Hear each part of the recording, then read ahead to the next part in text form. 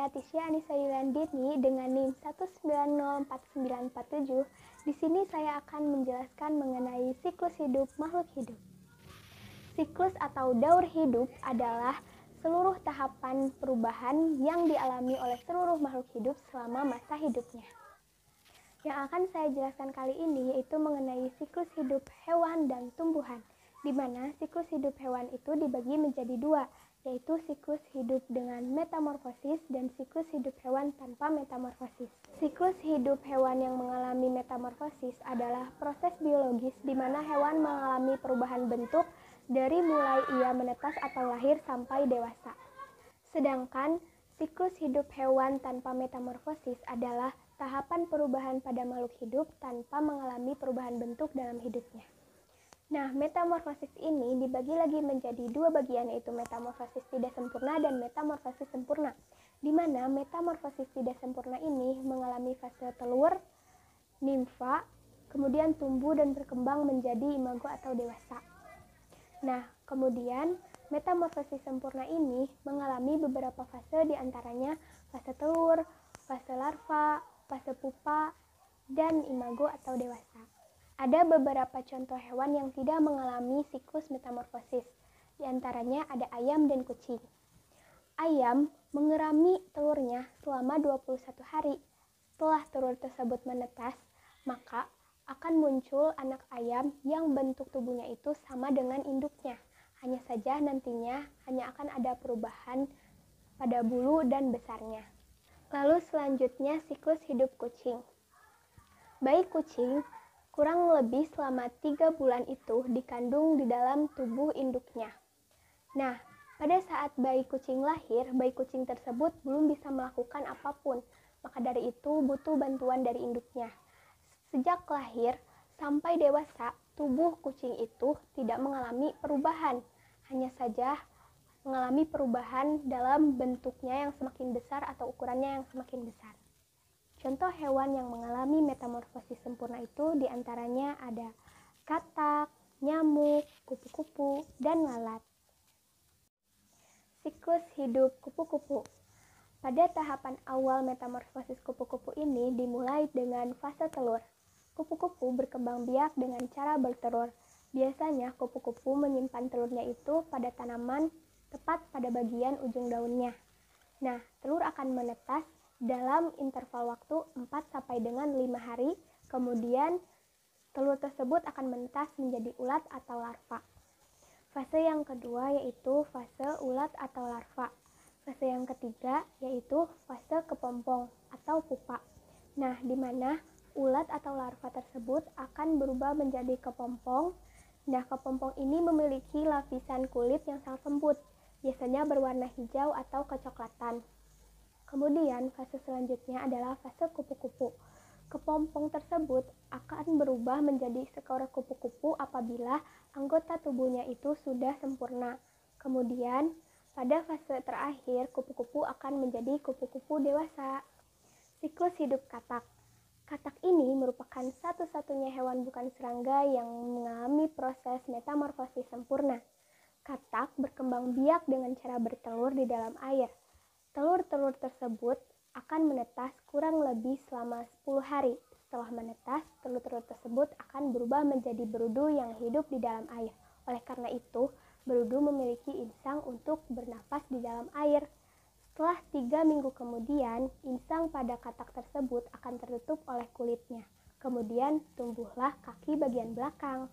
Pada usia 8 minggu, berudu berkaki akan berubah menjadi katak yang berekor.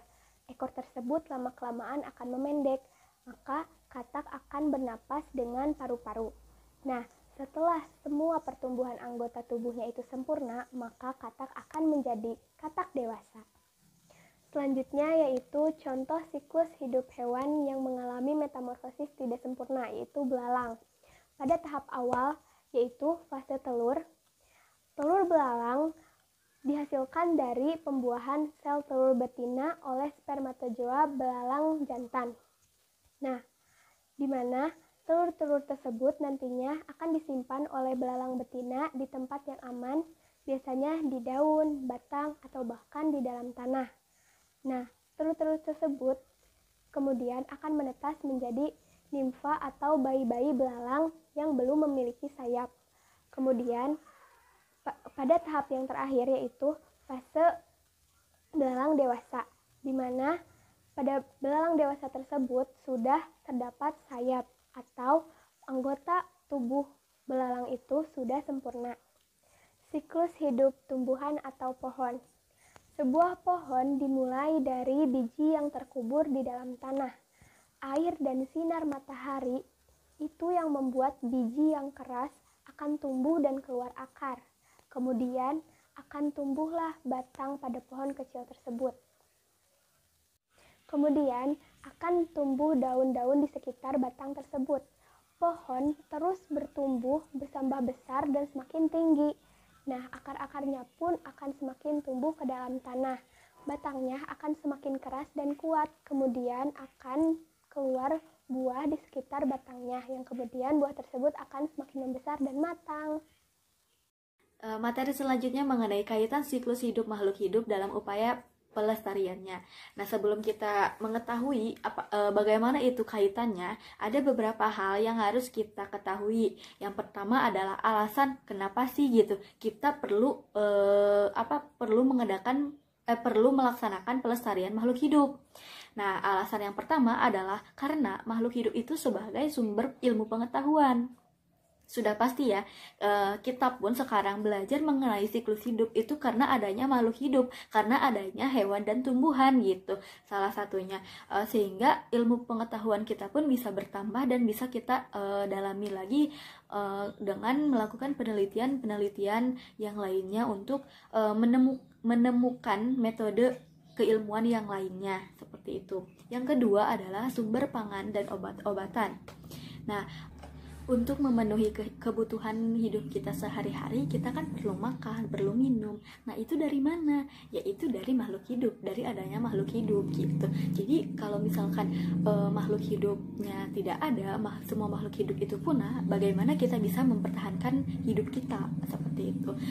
Termasuk dalam hal obat-obatan. Ada banyak sekali jenis-jenis tanaman yang bisa kita jadikan sebagai obatan gitu. Ketika kita tidak mampu membeli obat atau tidak sempat membeli obat untuk datang ke apotek atau ke dokter untuk berobat, maka kita bisa menggunakan tumbuh-tumbuhan itu, tumbuhan obat-obatan untuk pengobatan penyakit yang kita alami itu. Yang ketiga adalah menjaga keseimbangan lingkungan dan alam. Itu sudah pasti, contohnya itu seperti banyaknya pohon-pohonan itu bisa mengurangi terjadinya longsor, banjir, dan lain sebagainya. Setelah kita mengetahui alasan kenapa perlu adanya pelestarian makhluk hidup, maka ada beberapa upaya yang bisa kita lakukan dalam hal melestarikan hewan langka. Yang pertama adalah tidak melakukan perburuan liar hewan langka. Sudah pasti perbuatan seperti ini dilarang oleh pemerintah dan sudah ada peraturan yang mengatur perbuatan seperti ini. Maka ketika kita menemukan atau melihat kejadian seperti ini, sudah seharusnya kita melaporkan hal seperti ini kepada pihak yang berwajib agar ditindak sebagaimana mestinya sesuai peraturan yang berlaku. Yang kedua adalah melindungi hewan-hewan langka.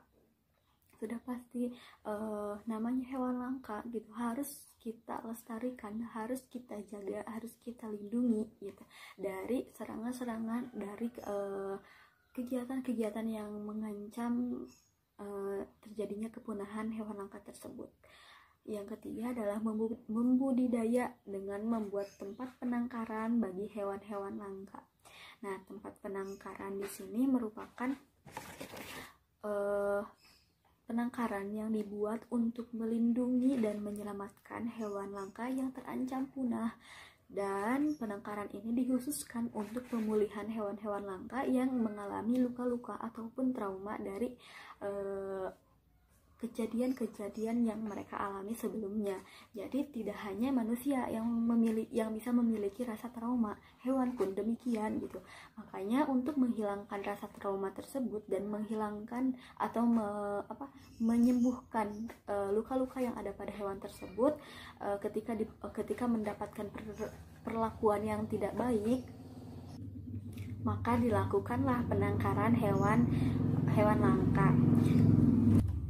Nah, kemudian ketika sudah semuanya kembali pulih, maka hewan tersebut dikembalikan lagi gitu ke habitat aslinya untuk dapat agar bisa berkembang biak dan bertahan hidup secara alami sesuai habitat mereka masing-masing.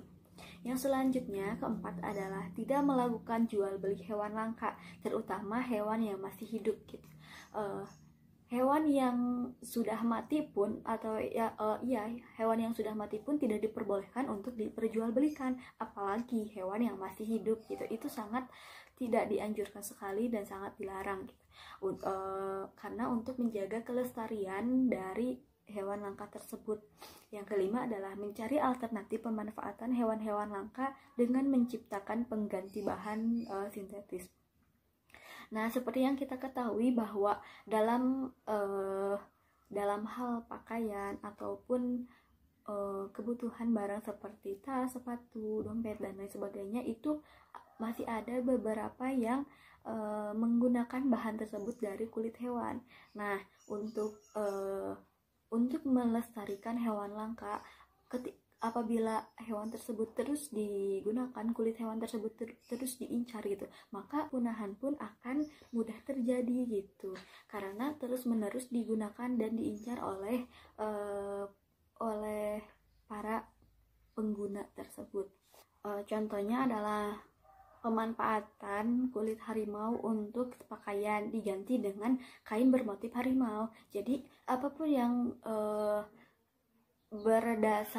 bahan dasarnya itu dari kulit hewan, itu diganti dengan kain-kain yang memang menyerupai gitu, motif-motif yang dibuat sama dengan motif kulit hewan tersebut. Tapi kita pun tidak harus selalu terfokus pada hewan langka tersebut.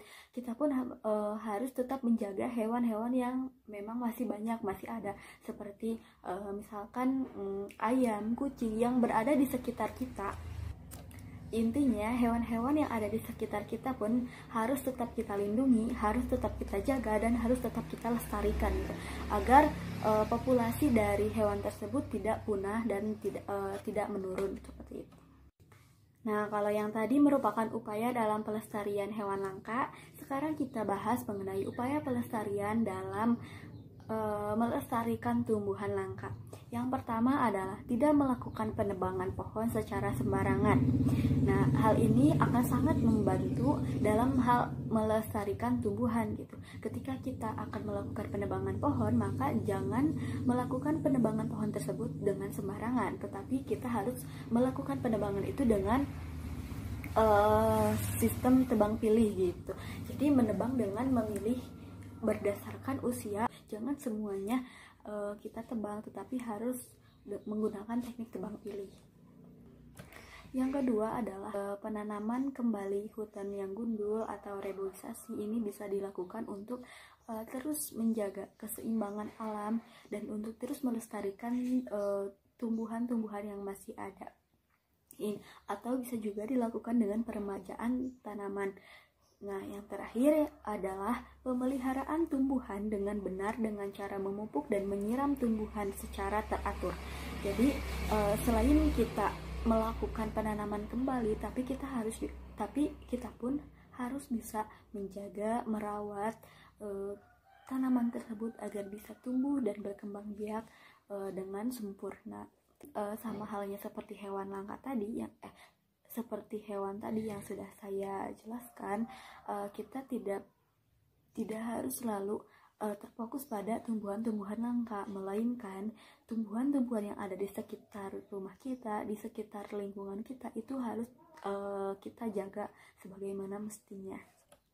Nah, yang selanjutnya adalah upaya pelestarian tadi itu dapat dilakukan dengan dua cara. Yang pertama adalah ex situ dan yang kedua adalah in situ.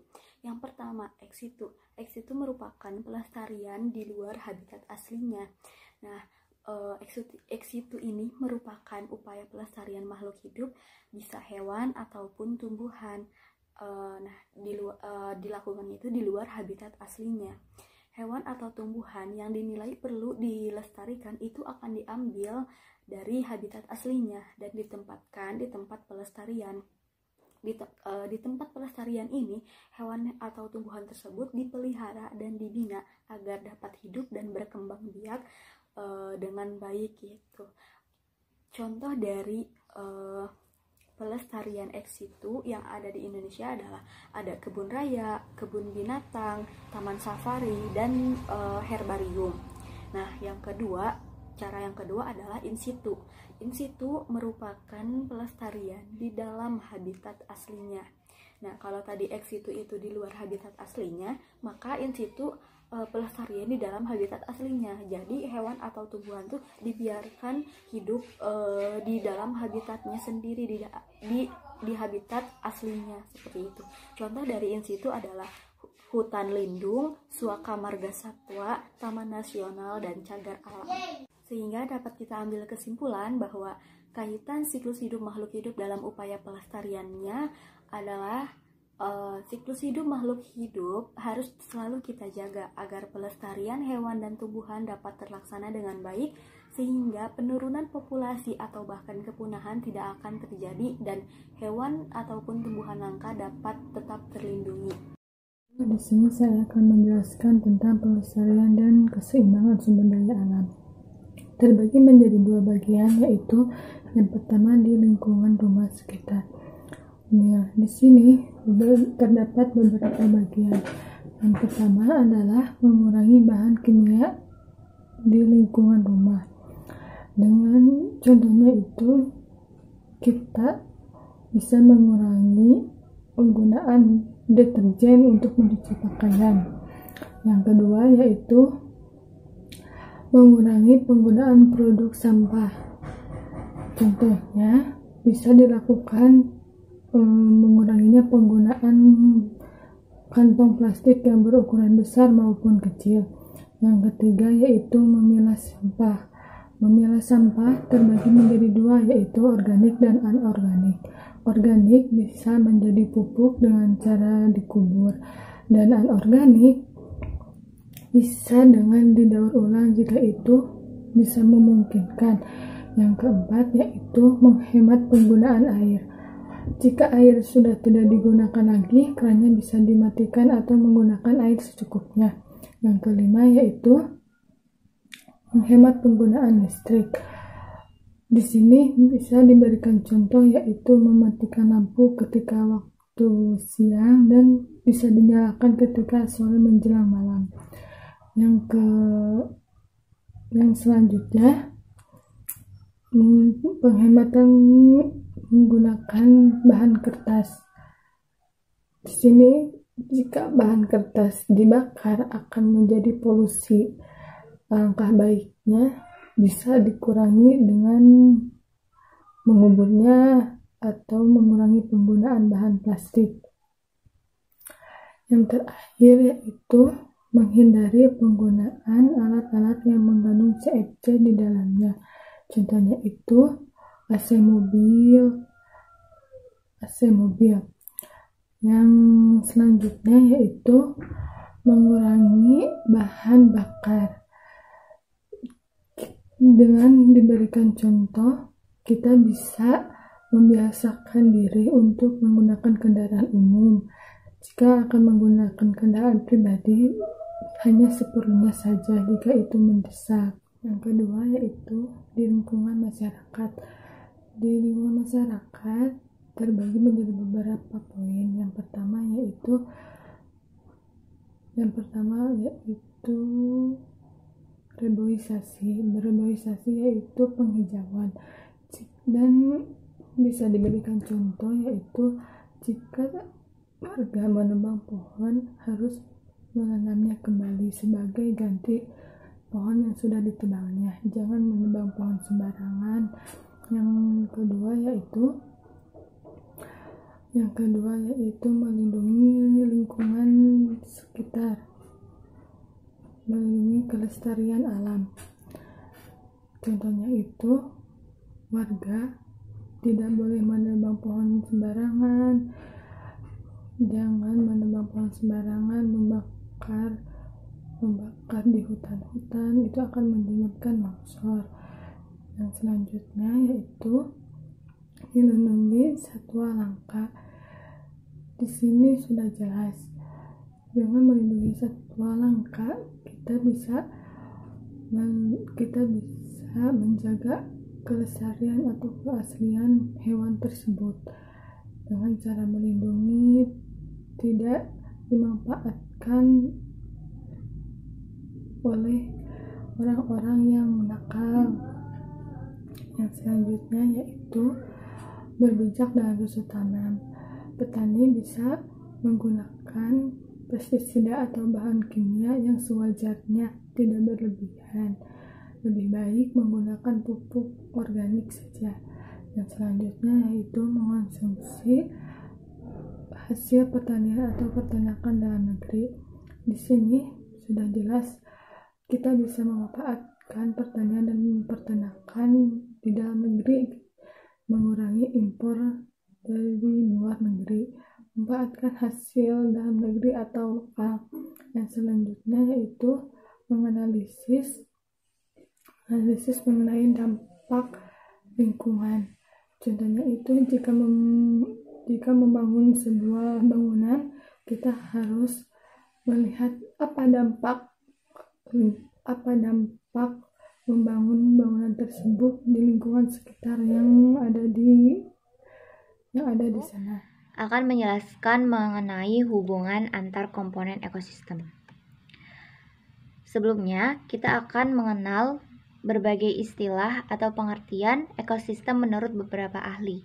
Yang pertama menurut A.G. Tansley 1935 dalam Setiadi 1983 menjelaskan bahwa ekosistem adalah suatu unit ekologi yang di dalamnya terdapat struktur dan fungsi.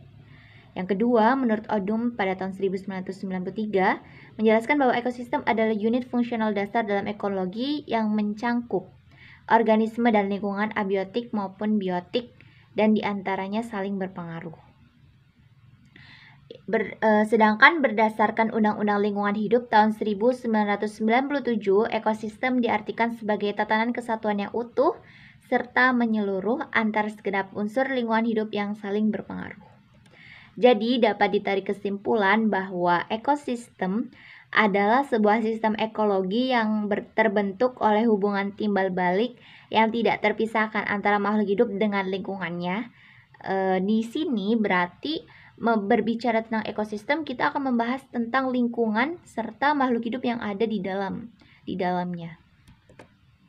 Ekosistem merupakan gabungan dari setiap unsur biosistem yang di dalamnya terdapat hubungan timbal balik antara organisme dengan lingkungan fisik sehingga mengalirkan energi ke struktur biotik tertentu. Dalam sebuah ekosistem juga makhluk hidup pada sebuah komunitas akan berkembang bersama dengan lingkungannya yang ditinggali kemudian membentuk sebuah sistem kehidupan. Makhluk hidup sendiri itu memiliki kemampuan untuk beradaptasi dengan lingkungannya. Selain itu, keberadaan makhluk hidup di lingkungan tertentu juga akan mempengaruhi lingkungan yang akan ditempati. Jadi di sini setiap makhluk hidup itu memiliki keterampilan atau kemampuan untuk beradaptasi dengan lingkungan tempat tinggalnya. Adaptasi inilah yang akan membentuk keberlangsungan hidup antara ekosistem itu. Nah, hubungan tersebut akan menyebabkan organisme bersama-sama dengan lingkungan menciptakan sebuah sistem dan menjaga alam dan bumi menjadi layak untuk kehidupan. Selanjutnya, dalam komponen ekosistem sendiri itu ada dua. Yang pertama, komponen abiotik, di mana komponen ini adalah komponen fisik dan kimia yang berperan sebagai medium atau substrat yang menjadi tempat berlangsungnya kehidupan. Komponen abiotik juga adalah komponen yang terdiri dari senyawa organik, anorganik, serta berbagai faktor yang mempengaruhi persebaran organisme itu, yaitu ada suhu, air, kemudian garam, sinar matahari, tanah dan batu, serta iklim. Yang kedua adalah komponen biotik, di mana komponen biotik ini adalah organisme-organisme yang hidup dalam suatu ekosistem yang menjadi penyusun dan berpengaruh terhadap ekosistem selain komponen abiotik. Dalam komponen biotik ini juga dikenal atau terdiri dari adanya produsen, konsumen, pengurai, serta penghancur. Selanjutnya ada berbagai tipe ekosistem. Ekosistem ini terbentuk dari beragam organisme dan berpengaruh terhadap komponen-komponen lain yang akan menciptakan sebuah tipe ekosistem. Ya, pembentukan tersebut dari proses timbal balik antar organisme dengan lingkungan yang saling menyesuaikan diri, serta hubungan antar organisme yang saling berpengaruh antara satu dengan yang lainnya. Secara umum nih, macam ekosistem dikategorikan menjadi 3. Yang pertama adalah ekosistem air atau sering disebut dengan ekosistem akuatik. Yang kedua adalah ekosistem darat yang sering disebut dengan ekosistem terestrial. Yang ketiga adalah ekosistem buatan. Yang pertama membahas tentang ekosistem darat. Ekosistem darat sendiri adalah ekosistem yang ditentukan oleh suhu dan curah hujan. Ini banyak memiliki sifat. Di antaranya adalah iklim dan tempat berkumpulnya berbagai macam makhluk hidup. Ekosistem darat ini meliputi gurun, padang rumput, serta hujan tropis. Yang kedua adalah ekosistem perairan, di mana ekosistem perairan ini adalah yang berkaitan dengan lingkungan yang didominasi oleh perairan. Ekosistem ini juga dipengaruhi oleh cahaya matahari yang masuk. Ekosistem ini bisa dibedakan menjadi 2, yaitu ekosistem air tawar dan air laut. Air tawar memiliki kadar garam yang sedikit dan dibedakan berdasarkan keadaan air. Air laut memiliki kadar yang tinggi. Ini memiliki pergerakan air yang bisa berpengaruh oleh arah angin juga. Yang kedua adalah ekosistem buatan, di mana ekosistem ini merupakan buatan atau diciptakan oleh manusia. Biasanya ini untuk memenuhi kebutuhan dan memiliki keanekaragaman. Contoh ekosistem ini seperti hutan tanaman, waduk, sawah, dan irigasi. Baik, di sini selanjutnya saya akan menjelaskan mengenai jaring-jaring makanan yang ada di sekitar lingkungan kita. Namun, sebelum saya jelaskan mengenai contoh jaring-jaring makanan yang ada di sekitar lingkungan kita, alangkah baiknya saya jelaskan terlebih dahulu apa maksud dari jaring-jaring makanan itu sendiri. Jadi, jaring-jaring makanan adalah sekumpulan rantai makanan yang saling berhubungan dalam suatu ekosistem. Jaring-jaring makanan sendiri memiliki perbedaan dengan rantai makanan. Dalam suatu jaring-jaring makanan, organisme yang berperan sebagai konsumen dalam suatu ekosistem memiliki beberapa pilihan makanannya. Sedangkan di dalam rantai makanan, organisme yang berperan sebagai konsumen hanya memiliki satu pilihan makanan saja. Kemudian, jaring-jaring makanan sendiri memiliki fungsi yang sangat penting dalam suatu ekosistem.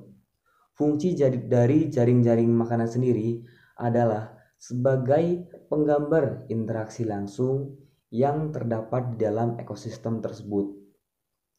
Maksud dari interaksi langsung dari fungsi jaring-jaring makanan tersebut adalah adanya interaksi atau hubungan antar makhluk hidup atau organisme yang terdapat dalam ekosistem tersebut dan saling mempengaruhi.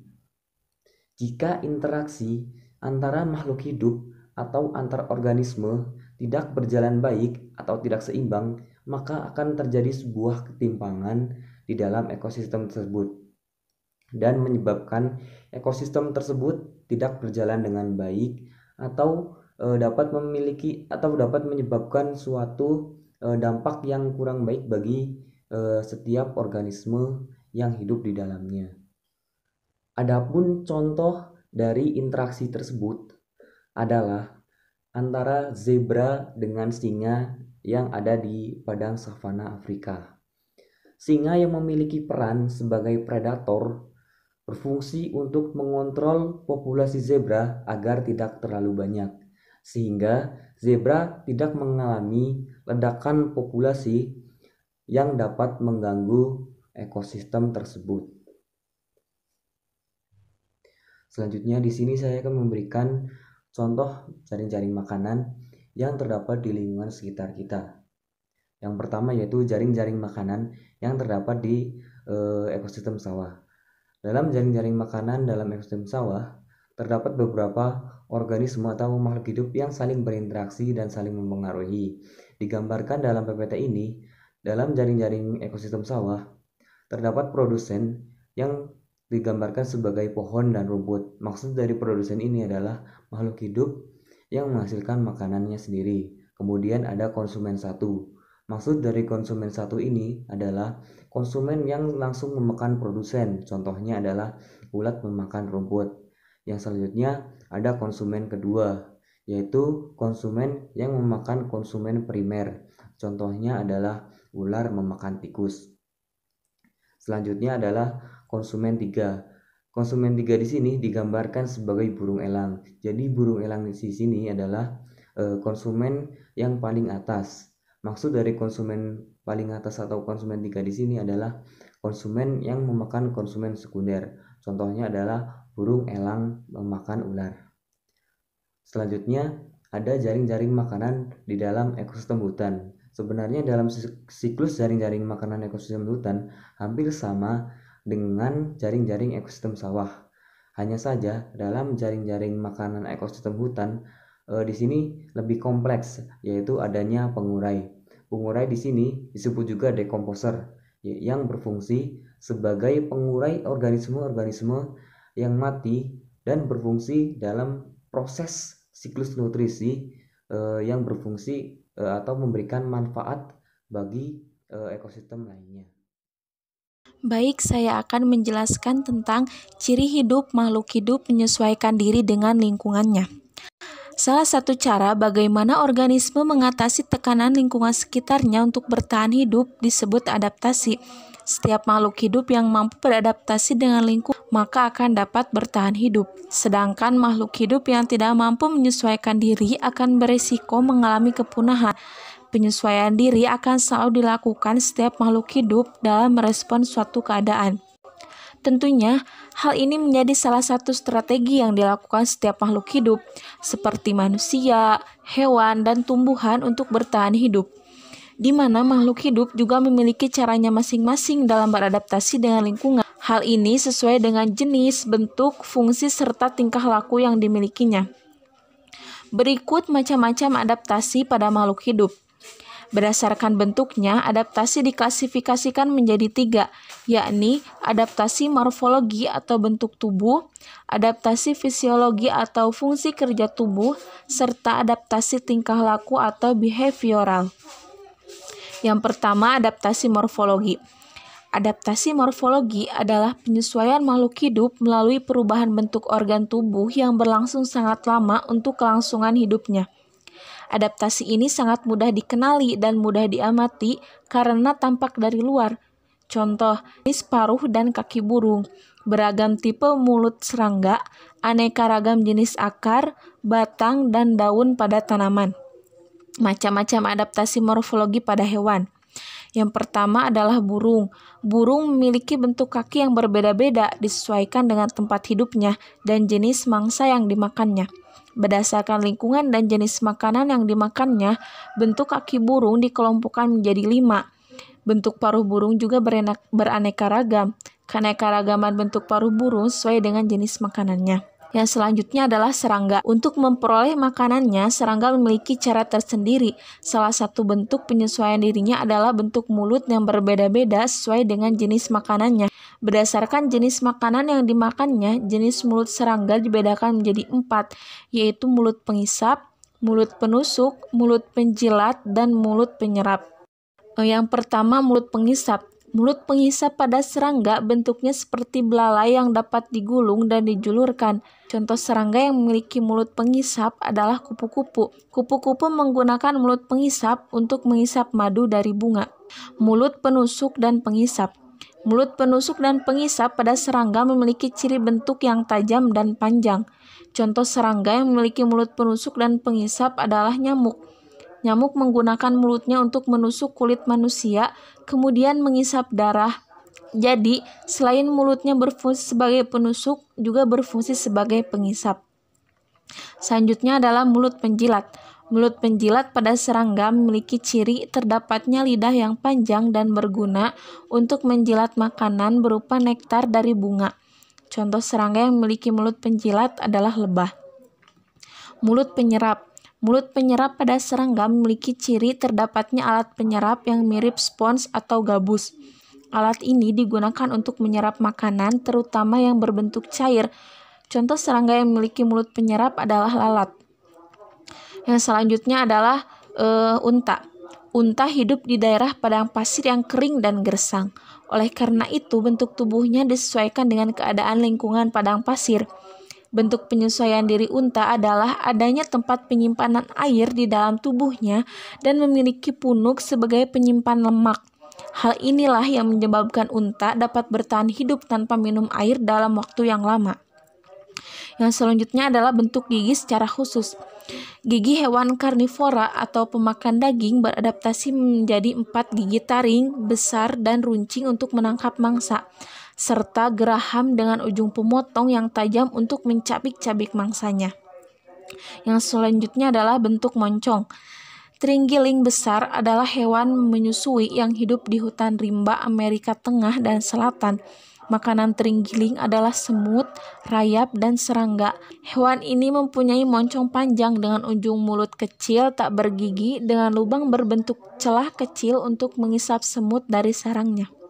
Hewan ini mempunyai lidah panjang dan bergetah yang dapat dijulurkan jauh keluar mulut untuk menangkap serangga. Yang selanjutnya adalah macam-macam adaptasi morfologi pada tumbuhan. Berdasarkan tempat hidupnya, tumbuhan dibedakan menjadi sebagai berikut. Yang pertama adalah xerofit, yaitu tumbuhan yang menyesuaikan diri dengan lingkungan yang kering. Contohnya kaktus. Cara adaptasi xerofit antara lain mempunyai daun berukuran kecil atau bahkan tidak berdaun, atau mengalami modifikasi menjadi duri. Batang dilapisi lapisan lilin yang tebal dan berakar panjang sehingga berjangkauan sangat luas. Yang kedua adalah hidrofit, yaitu tumbuhan yang menyesuaikan diri dengan lingkungan berair. Contohnya teratai. Cara adaptasi hidrofit antara lain berdaun lebar dan tipis serta mempunyai banyak stomata. Batangnya berongga, berisi udara sehingga biasa mengapung. Yang ketiga adalah hygrofit, yaitu tumbuhan yang menyesuaikan diri dengan lingkungan lembab. Contohnya tumbuhan paku dan lumut. Yang selanjutnya ada macam-macam adaptasi morfologi berdasarkan bentuk dari bagian tumbuhan. Yang pertama adalah dari bentuk daun. Tumbuhan insektivora, tumbuhan pemakan serangga, misalnya kantong semar, memiliki daun yang berbentuk piala dengan permukaan dalam yang licin sehingga dapat menggelincirkan serangga yang hinggap. Dengan enzim yang dimiliki tumbuhan insektivora, serangga tersebut akan dilumatkan sehingga tumbuhan ini memperoleh unsur yang diperlukan. Yang kedua adalah bunga. Bentuk bunga tumbuhan juga dapat dianggap sebagai adaptasi morfologi. Bentuk bunga ini berkaitan dengan cara penyerbukannya. Tumbuhan yang penyerbukannya dibantu dengan serangga umumnya memiliki warna perhiasan bunga yang menarik. Yang selanjutnya ada bentuk akar. Akar tumbuhan gurun kuat dan panjang berfungsi untuk menyerap air yang terdapat jauh di dalam tanah, sedangkan akar hawa pada tumbuhan bakau untuk bernafas. Yang kedua ada adaptasi fisiologi. Adaptasi fisiologi adalah penyesuaian diri makhluk hidup melalui fungsi kerja organ agar bisa bertahan hidup. Adaptasi ini berlangsung di dalam tubuh sehingga sulit diamati. Berikut macam-macam adaptasi fisiologi pada manusia. Jumlah sel darah merah orang yang tinggal di pegunungan lebih banyak jika dibandingkan dengan orang yang tinggal di pantai atau dataran rendah. Yang selanjutnya ada ukuran jantung para atlet rata-rata lebih besar daripada ukuran jantung orang kebanyakan. Yang selanjutnya ada pada saat udara dingin orang cenderung lebih banyak mengeluarkan urin atau air seni. Yang selanjutnya ada macam-macam adaptasi fisiologi pada hewan. Berdasarkan jenis makanannya, hewan dapat dibedakan menjadi karnivora, pemakan daging, herbivora atau pemakan tumbuhan, serta omnivora, pemakan daging dan tumbuhan. Penyesuaian hewan-hewan tersebut terhadap jenis makanannya antara lain terdapat pada ukuran panjang usus dan enzim pencernaan yang berbeda. Untuk mencerna tumbuhan yang umumnya mempunyai sel-sel berdinding sel keras, rata-rata usus herbivora lebih panjang daripada usus karnivora. Hewan ruminansia pemakan rumput memiliki tipe pencernaan khusus untuk mencerna rumput-rumputan yang memiliki dinding sel. Hewan ini bisa mencerna makanan di lambung. Yang selanjutnya ada sistem kerja tubuh pada ikan air laut. Ikan air laut menghasilkan urin yang lebih pekat dibandingkan dengan ikan sungai. Hal ini disebabkan kadar garam air laut lebih tinggi daripada kadar garam air tawar. Akibatnya, kadar garam dalam darahnya menjadi tinggi, sehingga mengurangi kepekatan cairan dalam tubuhnya. Kecepatan metabolisme. Ketika berada di daerah dingin, kecepatan metabolisme hewan berdarah panas akan meningkat. Yang selanjutnya ada macam-macam adaptasi fisiologi pada tumbuhan. Tumbuhan yang penyerbukannya dibantu oleh serangga mempunyai bunga yang berbau khas. Tumbuhan tertentu menghasilkan zat khusus yang dapat menghambat pertumbuhan atau melindungi diri terhadap herbivora. Misalnya semak azalea di Jepang menghasilkan bahan kimia beracun atau zat alelopati sehingga rusa tidak mau memakan daunnya. Yang ketiga ada adaptasi tingkah laku.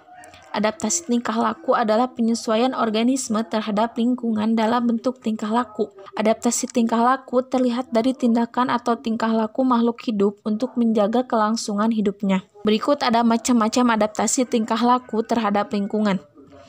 Beberapa jenis hewan ada yang menyesuaikan diri dengan lingkungan dengan cara mengubah tingkah laku. Cara ini selain untuk mendapatkan makanan juga untuk melindungi diri dari musuh atau pemangsa. Yang pertama adalah bunglon.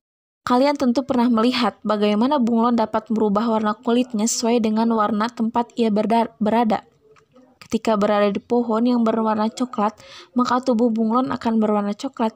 Begitu juga ketika ia berada di pohon yang berwarna hijau, maka tubuhnya akan berwarna hijau.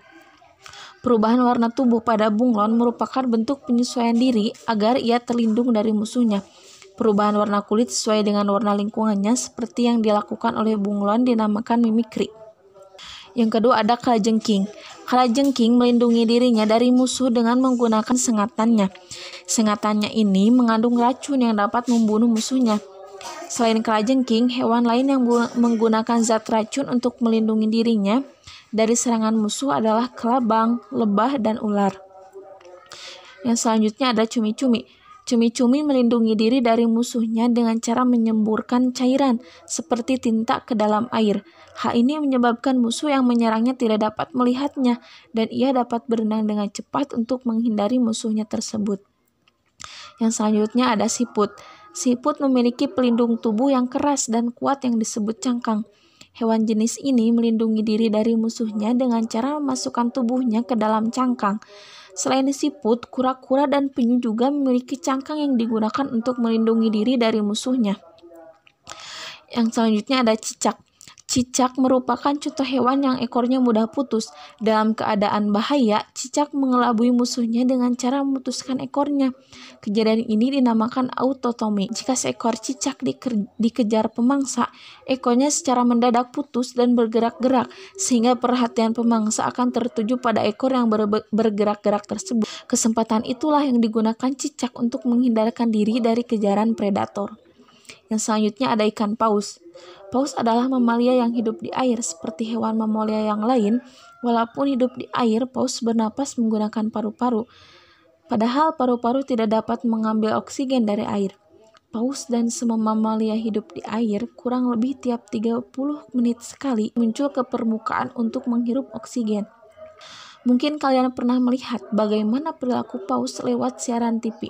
Ketika muncul ke permukaan air laut, paus mengeluarkan sisa pernapasan berupa karbon dioksida dan uap air yang sudah jenuh dengan air sehingga terlihat seperti air mancur. Setelah itu, paus menghirup udara sebanyak-banyaknya sehingga paru-parunya penuh dengan udara. Yang selanjutnya adalah hibernasi dan estivasi. Pada musim dingin, banyak hewan berdarah panas membutuhkan energi tambahan untuk menjaga suhu tubuhnya. Tetapi makanan sangat langka. Untuk dapat bertahan, maka beberapa hewan, misalnya tikus, landak, beruang hitam, dan lain-lain melakukan hibernasi, yaitu tidur panjang di musim dingin. Demikian pula untuk macam-macam adaptasi hewan yang hidup di daerah gurun yang sangat panas pada musim kemarau mempunyai perilaku tertentu, yaitu melakukan estivasi atau tidur panjang di musim kemarau supaya dapat bertahan hidup di daerah gurun. Misalnya pada hewan kadal, katak, keong, dan lain-lain. Sekian dan terima kasih.